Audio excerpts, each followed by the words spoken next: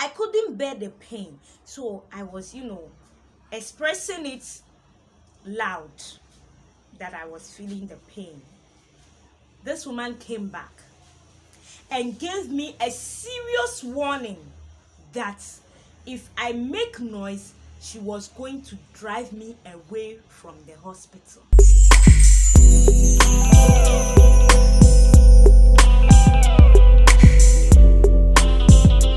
Hello guys, my name is Dora Mensah, aka Mama Do.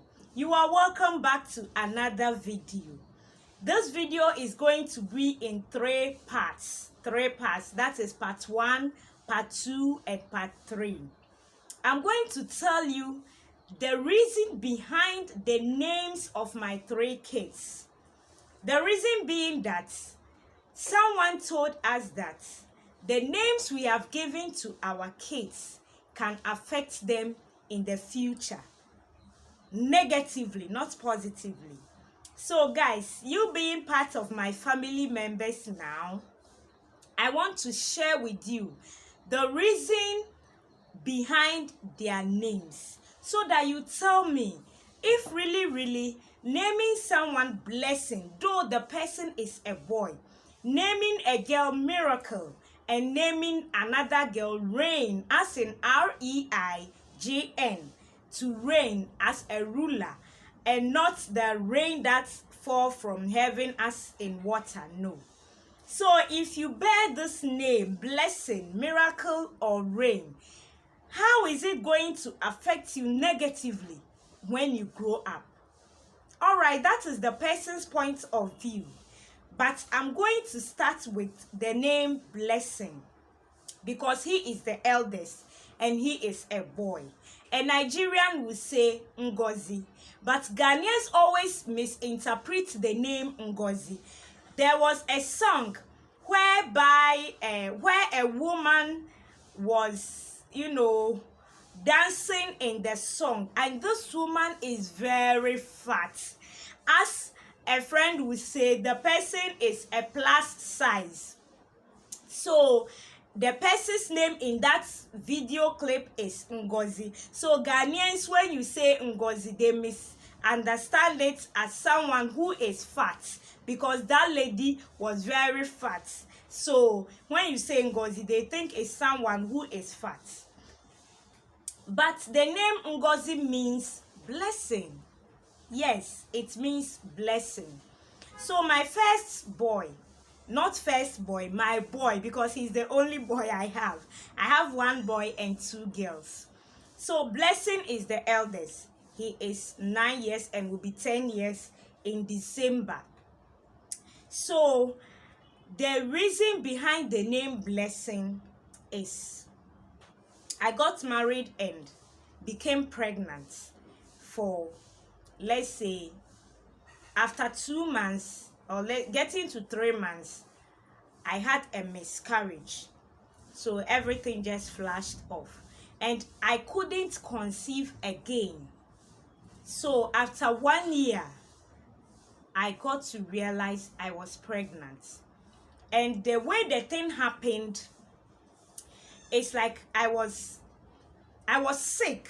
I thought I was sick of malaria. So I called my husband. By then I was teaching.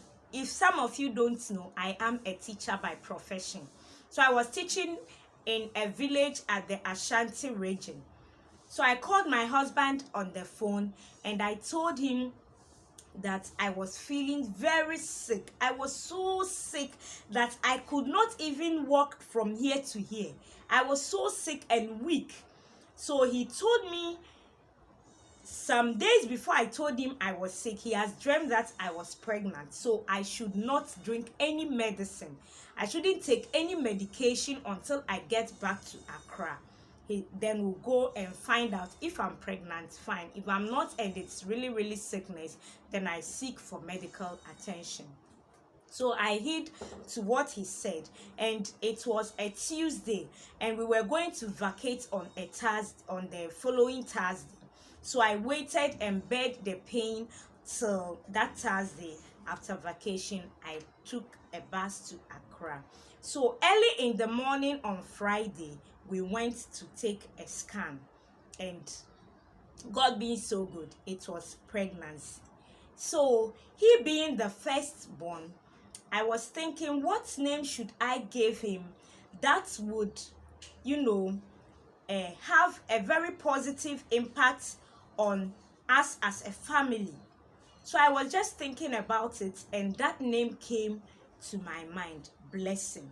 So I told my husband, though he's a boy, we can name him Blessing, because the meaning of blessing is Ngozi. In Igbo language, it is Ngozi.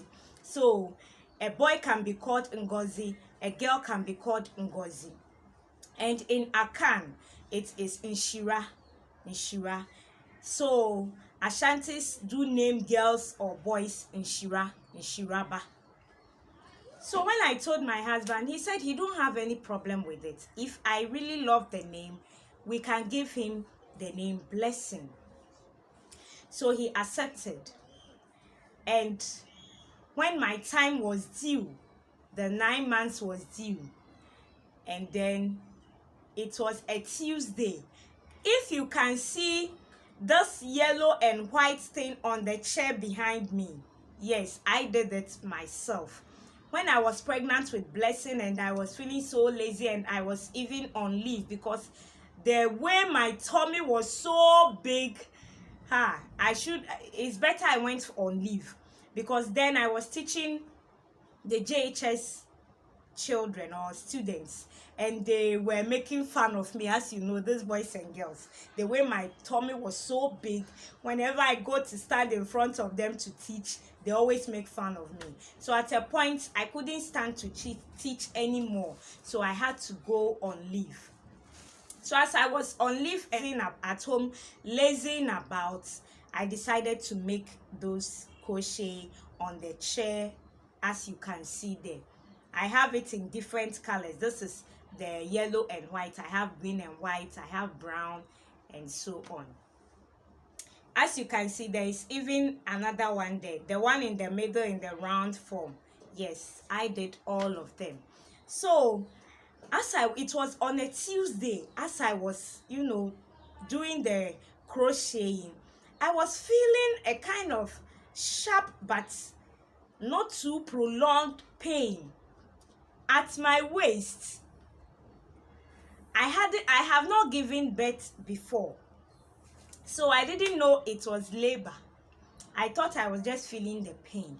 It was on a Tuesday, so I just ignore it because it wasn't a prolonged pain. It will just come in a flash and it will go away.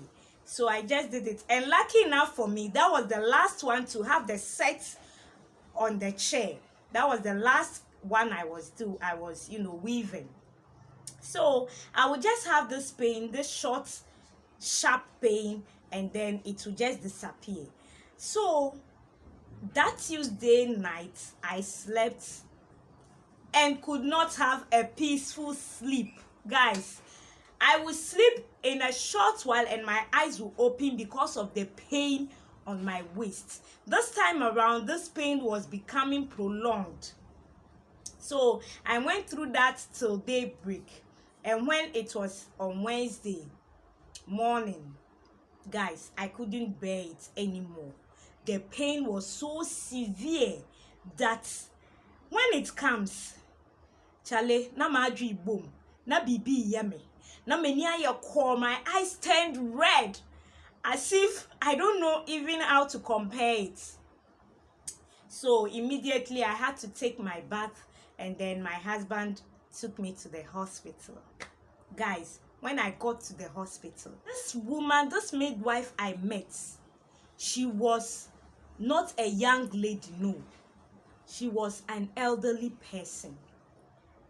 You see, when the pain comes, I can't move my leg. I was feeling the pain so much that I had to stand and wait for it to calm down before I could walk.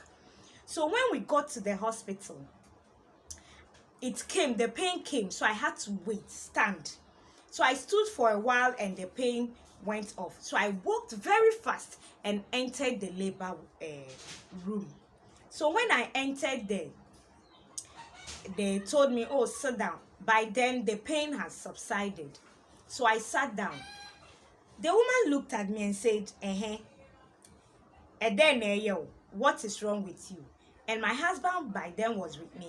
And he said, I think she's in labor. She just looked at me from head to toe and asked me, we are sure, say, I work out. I was just looking at this woman, an elderly woman for that matter. And then I didn't even know the answer to give to her. For me, I know that I've come. You've seen how big my tummy is. Even if I am not in labor or I'm in labor, your duty is just to observe me, check me. If I'm not in labor, you tell me, madam, you are not in labor, so go home. Or madam, you are in labor, but this point is not a serious labor or severe one, so you have to walk around all those. You know, you tell me what to do, you guide me. But she just asked me, enti woti way I work out. Oh dear, sorry, kodam paneso. I will interpret it, don't worry, but I want to quote her. Kodam paneso. Semi fiu na senya wa. Make sure koto senya mudja a school for kwalani koto no. I was just looking at this woman.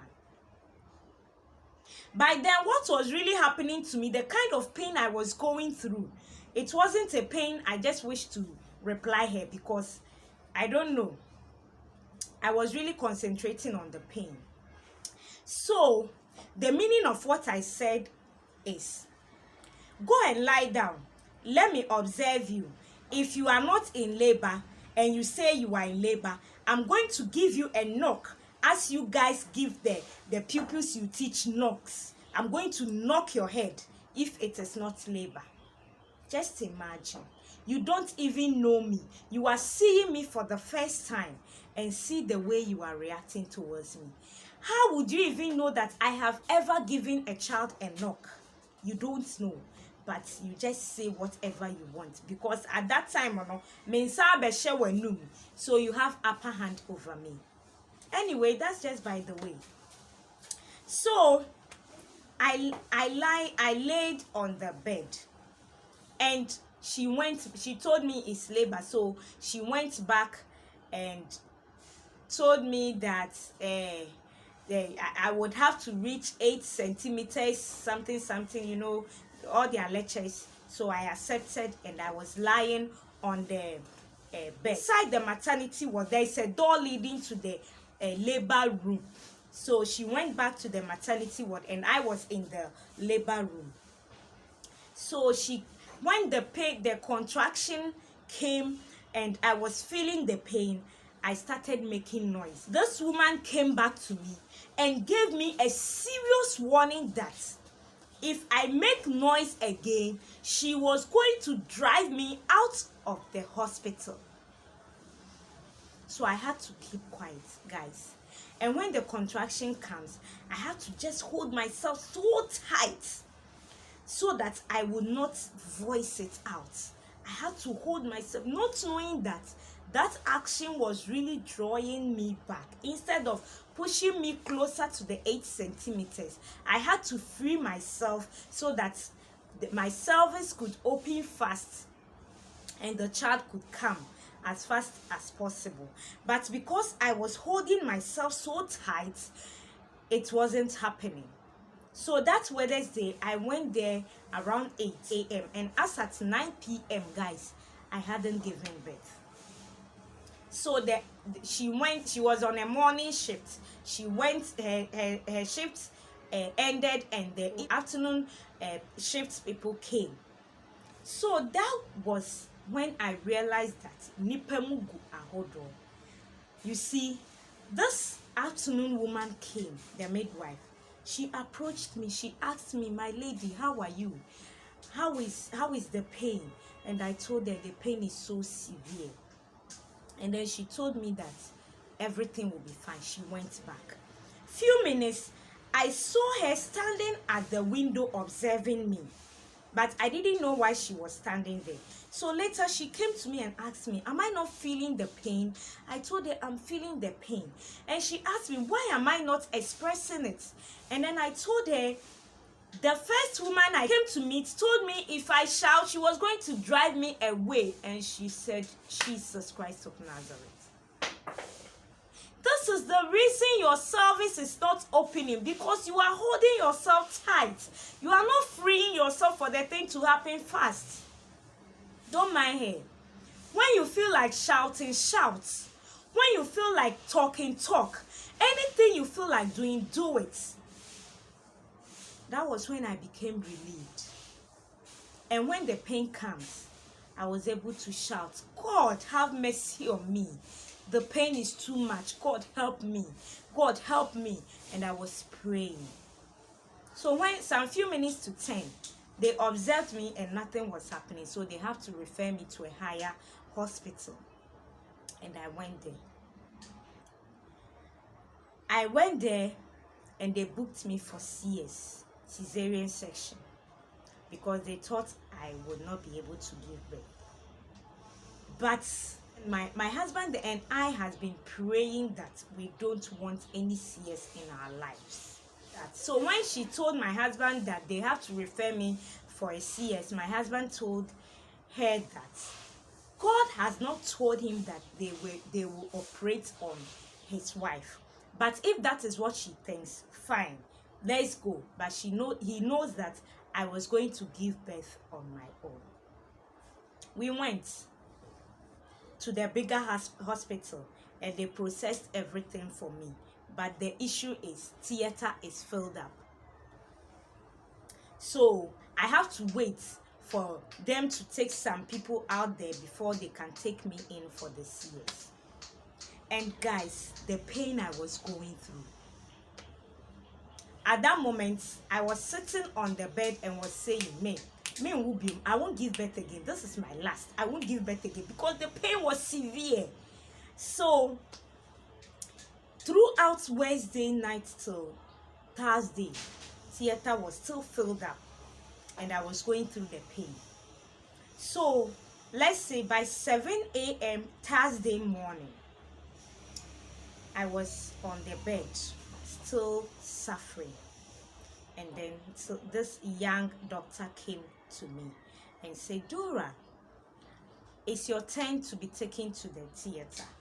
But on my way up here to come and take you, I have received an emergency call that an emergency is waiting for me at the theater. So please wait. After that one, I'll come and take you. I just looked at him, and what came to my mind is, so my own is not emergency. I've been going through this pain the whole of yesterday, and now you are telling me another emergency. Well, not knowing God was doing his own things, but as human, because of the pain I was going through, I wasn't seeing it was God. So I kept quiet and he left. Some few minutes to 9 a.m. he hadn't come back still. So I was lying on the bed, and at this time I was going crazy because what was happening to me, guys, you won't understand. So I closed my eyes. At this time, when the contraction comes, something will be happening to me, as if I was going mad. The pain was so severe to the point that I can't even breathe. So I would hold the bed like this, and I'll be shaking. So as I held the bed, I felt a tap on my hand. Open your eyes. And I opened my eyes. Here come an elderly doctor. He's a male. And he said, what is wrong with you? Are you booked for theater? I said, yes. And he said, what is wrong with you? And I said, doctor, the kind of pain I'm going through now, it's not a joke at all. And he said, okay, lie down well and let me observe you and see. And then I just opened my legs and he observed me. And he said, your baby is already here. So just give a little push and let's see what will happen. Guys, I am being booked for theater. And now here I am. Someone say, give a little push and let's see what will happen. Am I going to joke with it? No. Hell no. I didn't take it as a little push. I closed my eyes. and I started pushing with all my strength. I pushed. I felt something on my tummy, but I thought it was the hand of the doctors that was just rubbing my tummy to, help me push down the baby. I kept on pushing with my eyes closed. I did not know that my baby was even out. I was just pushing. And then the white lady accompanying the doctor said, Dora, open your eyes. Your baby is here. Guys, I opened my eyes. Behold, a handsome boy, full of hair. He was so hairy that all his ears was dark because the hair have covered his ears. So fair. To the point I asked myself, hey, so I have given birth to this Obroni, very fair. I said, wow, God, thank you so much. I started praising God for delivering me, and I didn't go through CS. So if I say his name is Blessing, am I wrong? And how is this name going to affect him negatively in future? That when he goes to find job and the name is Blessing and behold it's a man, he's not going to get the job. Is it true, guys? I don't know. If it is true, please, you guys should tell me. Then I'll see if we go and swear affidavits and then change his name. So this is the reason behind the name Blessing. He came as a blessing to me. You see, I was not operated on. Just like that, I gave birth. When I gave birth to him, the gifts I received, if I'm not mistaken, I used it for almost 2 years. The gifts I received, diapers, washing powder, soaps, guys, wives. I could arrange them, and this is how tall the things were. And I used it and used it and used it for almost 2 years. These things were still available for me to use. So if I say he is called Blessing, he was a very big blessing to me and my husband. We were not spending much because people were just, blessing us. So I never regretted giving him that name, Blessing.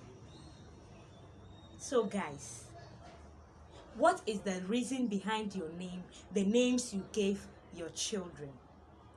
Is it true that if you name someone Blessing, in the near future, he will not get a job to do?